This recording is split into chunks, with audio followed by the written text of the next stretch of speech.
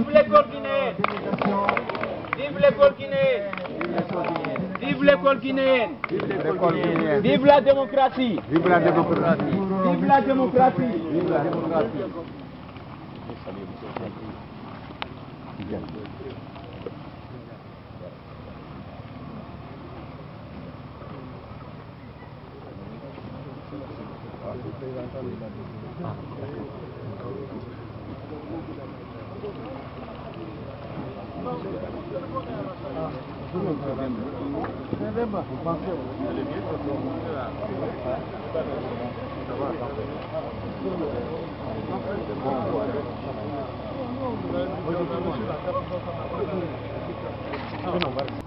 Fayɓe meɗen jibinande men woni ko eɓɓani en wallitagol ɓiɓɓe men ɓe jibin ɓe wonɓe gaaɓe ɓiɓɓe men wonɓe ka leyɗe ɓortoɓe ɓen ɓe waɗi huwodire ko ɗen huwodire ɓe woni e layinde ɓe addana en ga mi wiyo men noddu on tawde ɗen dow muraade men ɓay koko hawtude haray ko toolimo on ko ɗum ɗon woni ko noddi on haray jama jaari on no weltani on no weltani fayɓe ɓe fayɓe wawɓe wadde wano ɗum ɗo ɓen en andi ɓaymo be men ko woni wiide koye Allah barkinan en geɗalɓe meɗen ɓe en andi telen ɓeeɗo on jaabike Allah ɓeydu jaabinde haray min weltanike on min tolni on miɗen welti seena mon ande allahumma salli ala muhammad wa sallim. Monsieur Abdoulaye Dian, vice-président de l'ADIP, pour leur discours. Merci, Machayake. Monsieur le préfet, Messieurs les sous-préfets, Messieurs les élus locaux, Monsieur le directeur préfectoral de l'éducation de l'AB, Monsieur le principal, Messieurs les enseignants, chers partenaires, honorables invités, Mesdames et Messieurs, nous sommes réunis ici aujourd'hui pour célébrer le lancement officiel des travaux de rénovation et de réhabilitation du collège de Djari par l'Association pour le développement intégré de Djari, en abrégé ADID, qui est une association des anciens élèves et sympathisants du collège de Djari. Cette rénovation et réhabilitation va permettre dans un délai la construction en dur de la cour de l'école et d'un bloc de latrine, la rénovation totale de la direction et les logements des enseignants, le plafonnage des 6 salles de classe et de la direction, des logements des enseignants, la peinture interne et externe de tous les bâtiments, de la cour et des blocs de latrine. Ces travaux qui sont prévus pour une durée maximale de 2 mois s'effectueront grâce à l'appui financier d'une ONG française dénommée CDC, Développement Solidaire, et d'une ONG des Guinéens de France dénommée l'Association des Guinéens de l'Uzérène, en abrégé ASIS. C'est l'occasion pour nous de les remercier. Je suis là au nom de Guinéens de l'Isère. Entendez l'ensemble de la population guinéenne, étudiante et travailleurs qui se trouvent dans une ville de la France connue sous le nom de Grenoble, mais le département s'appelle l'Isère. Dans ce département, nous avons plus de 300 Guinéens. Nous avons plus de 60 000 étudiants, dont 30 000 sont internationaux. Actuellement, je suis le président de cette association qui a vu le jour grâce aux enfants de Guinée qui sont en France depuis 2003. L'objectif de cette association sont les suivantes: favoriser l'intégration des Guinéens en France, promouvoir la culture guinéenne en France et aussi développer la Guinée à partir de sa recherche qu'est la PICER, c'est-à-dire la ressource humaine. Donc, l'association ASIS contient en son sein les enfants des Djari, les enfants des Erékoré, des Cancans, des Labé, des Koundara, des Bokeh et des Conakry. Donc, entendez par là, c'est une association de dimension nationale et républicaine. Alors, nos objectifs c'est la défense des droits, l'engagement citoyen, environnement, développement durable, solidarité, entraide, sport, vie et culture. Ce sont dans ces thématiques que nous œuvrons.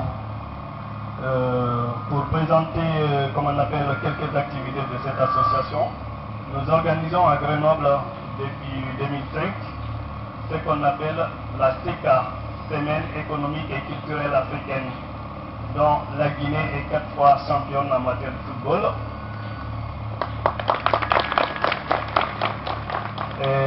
Au-delà de ça, nous accueillons les étudiants qu'on appelle primo-arrivants, c'est-à-dire la plupart d'entre vous, comme nous sommes dans le cadre de l'éducation, vous connaissez ce qu'on appelle Campus France.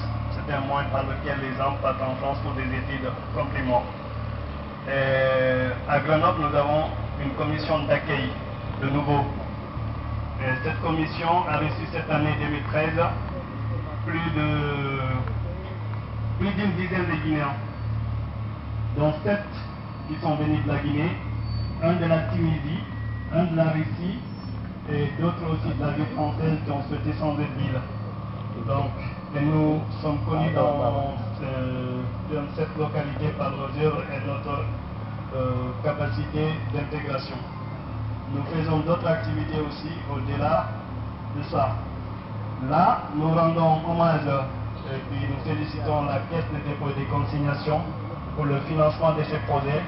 Nous espérons même renouveler ces genres de pratiques dans d'autres régions de la Guinée, dans d'autres sous-préfectures de la Guinée, dans d'autres mairies de la Guinée, parce que notre vocation à l'association des Guinéens de l'Isère, c'est d'orienter, c'est joindre l'utile à l'agréable, si je veux me permettre. Donc, tous les autres pays essaient de développer leur pays. Nous voulons faire de nos associations des vecteurs de développement pour notre pays. Bon, comme il faut respecter la logique, je ne vais pas m'attarder, on est vendredi. Merci pour votre déplacement. Merci aussi à Timi Madina qui m'a honoré. Merci beaucoup. Merci. On a Tchayaké, Souka Bejari, l'école Bejari, Mao Bejari, et l'ami de Popodra Djari, et monsieur le prophète. Et Mweltike. Tawde ko sukaɓe men wonɓe e leyɗe janane tummodiri wonɓe janngude ɗon ɗaɓɓanin kaalisi ko wattiren lekkolji me nden fuɗɗode woni kame en laaɓe hawrodiri kame en jaari en tummodiri ɗo hannde fi hurmitugol ɗum fi waɗugol pose premiére pierre on e telen ngol waɗugol gollekol en wettike foti ko seeɗa ala e mum en jarniɓe haala koko weli fi metti fi mi weltaki on no ngay mi welto e ƴettuɗo ɗo haala kango no wowlude ɗum ɗo min komi membre CNT o minen wotata sariyaji ɗin fewno ɗo e leydi komi président fédération remoɓe Fouta komi président confédération nationale remoɓe Laguine meɗen naɓude kalsi pat ɓe jooɗo ɗo ɓe hollitata men ko kelɗi on no kalsi ardata ka mum etoɗen noon o lekkol ko ɓe fayɓe ɗo addani en ɗo wona timorde e nder Laguine fof wiide misal ɗo yomi waccu préfet o mi wacca sous préfet o mi wacca maire o mi wacca principal collège o yoɓe hoytiɗo o hara no ndaaro hara faalaɗo arde wo moddi soppataɗo awa ɗum welnayi ɓernde addoɓe kalsi komɓe addata ɗum wono préfet ɗo so ari o tawi ɗo fof no waɗa ko kelɗi o wiya heɓɓe no haani walludeye kanko suka iwruɗo faransi on so ari o ndaari ɗo no kelɗi o wiya jakka men fanɗi min iwruɗo nokku goo mi ara mi tawa ɗum ɗo ɓe wiyatmi he oɗon kadi walle men ɗo goɗɗuye e kono hehe watta no yila de koyenen ɗo gollata ka men koyenen kadi no yettodirta gongaji se wolodira naali gonga gonga wonanta e gonga haray no ani awa hala lannata bay ko juma inta hala kan no gasa non hara woɓɓe ɓe mi barmini ɗum kono ko ni no wawmi e ko wolgol komi jimi ko yeeso président de la république on ko ni wowlira yeeso ministre on ko ni wowlira yeeso gouverneur on ko ni wowlira yeeso préfet laɓe on kadi ko ni wowlira e kono no yeeso sous préfet jaari on komi hollumo kanko laamiye awa donc on accanay men hakke ɓurten tambade sukaɓe ɓen ɓe anditi ɓe yurnitike ko hollugol en wonde gandal ngal ko hikkinteɗum yeeso e ɓaawo ɓayɓe ɗaɓɓi kaalisi oy o wattire lekkol ngol fiyo sukaɓe waw jangude enen kadi etoɗen enen jaari ɗo aynen golle ɗen ɗe feewa moƴƴi hara fuy sottinaka sonaka wiya yo nawre ɗon lekkol on kelɗa fi janngo yo ɓurtu moƴƴude e addana en kadi kaalisi ɓuri toroɗen ɓe yo ɓe ɓurto e wallitade hara ɓe haadinal tun lekkol hun ko jaari ɗo hara laggine fof kaɓe yaara o batte junngo maɓɓe no woodi o ŋaccana eɗan hakke wassalam. Bonjour messieurs, bonjour mesdames. Au nom de monsieur le directeur préfectoral de l'éducation, nous tenons à remercier les autorités préfectorales, locales, sous-préfectorales. Donc, l'éducation est la base du développement d'un pays. Je vais vous dire ceci. Un pays éduqué est un pays développé. Donc, rénover une école, construire une école, c'est fermer une prison. Je sais qu'à Diari, on va fermer les prisons et on aura de très bons cadres pour le développement de demain. Je vous remercie. Allahumma salli ala Sayyidina Muhammadin sallim. Je commencerai tout d'abord à remercier les autorités de la sous-préfecture de Diari qui a eu l'initiative de nous inviter de venir ici au nom de son Excellence Monsieur le Gouverneur pour assister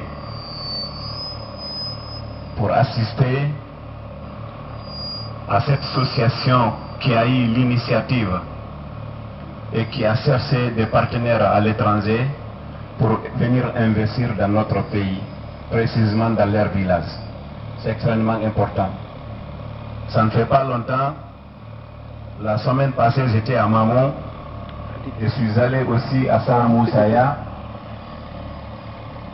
je suis allé représenter Monsieur le Gouverneur pour aussi assister à la remise d'un poste de santé qu'un des citoyens de Saramoussaya aussi qui a construit pour leurs parents. C'est extrêmement important. C'est là, normalement, ça c'est le travail de l'État. C'est pour cela le président de la République, cette fois-ci, il a eu l'initiative, en parlant devant tous les Guinéens, qu'il va mettre un gouvernement de mission pour pouvoir relever le défi. Notre pays est complètement en retard. Si vous voyez, depuis la création de cette sous-préfecture de 1967 jusqu'à nos jours, c'est même honteux de venir avec un étranger qui n'est jamais venu en Guinée pour venir voir comment nos sous-préfectures sont implantées. Ça, c'est toutes les sous-préfectures de la Guinée. Je ne parle pas de la région de la baie seulement ou de la préfecture de la baie. Donc, nous vous remercions et nous vous encourageons. Nous vous félicitons et nous demandons à tous les autres d'emboîter le pas, nos frères qui sont là-bas. On va tenir la que Nenirabemen et Babirabemen. Car il faut que me woni, comme un armée, Tauda, mais weltano kadi autorité qui dit qu'on est invité même à il faut que je arrive parce que mes maris étrangers de Arbela de Hoppe, mais moi, à Tirgoni, Aramida Bali occupé de ma séminaire. On a d'où comme une tori, quand on t'a mis de mes souvenirs de initiative. Arugol Jalbina comme et Jalbini comme à la Jalbina comme on t'entend peut-être. Kodun sa hebi di do lore a hudu mu duwa no mo goddo anda ko bido hombo nafata hombo parce que reere no wadde do hay si tawi hara an e mawɓe ɗon ɗon ɓen o welda kono ɓe tawa wonɓe base argol réalisé ɗo ɓiɓɓe maɓɓe janggay ko l'école si l'école on gasi ko Allah andi ko hombo nafata sa heeɓi a yii suka a yii bobo ko a duwaɗo mo duwanede.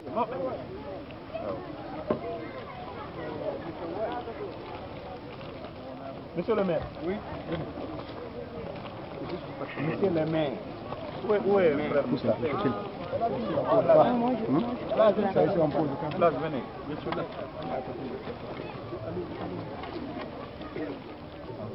Allez-y, allez-y.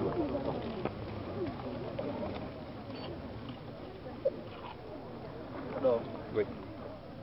Onon ɗo dirte ɓaawo hara ɗo no yaaji seeɗa acce e dirte ɓaawo seeɗa onon ɗo yehe ɓaawo seeɗa voilà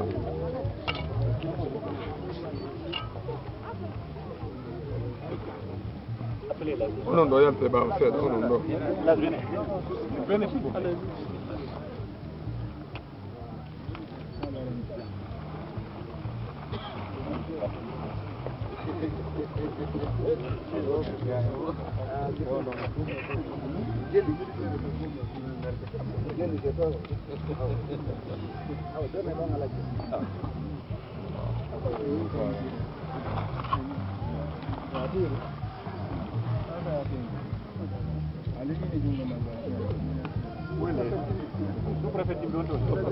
alaji woni koko ɓen alaji en ɗo ɓattodire ɓen ɗon alaji ɓen ɗon ɓen onon noon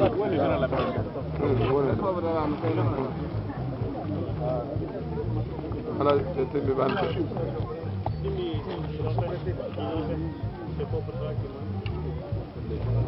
acci hakke fewtonga seeɗen voilà ɗum jara Honto imamu woni imamu ɗo premier imamu ɓe ɗo honto ɗo woni ɗo joni imamu ɗo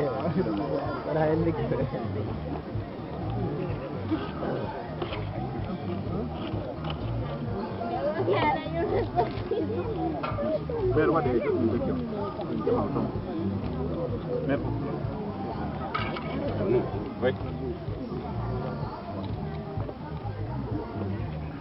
duwane en ɗo kadi yalla moƴƴi duwane en inchallah Allah gomni jikkene tolki Allah Allah newnuɗo golle jojira e woni jam inchallah Allah ani Allah dandi en haɓude Allah dandi en heɓde ella Allah moƴƴi fi meɗen ganda e laaka Allah fewnen e lawol dinal islam timminira e liman barke lawol salna ha sal Qur'an Allah salli ala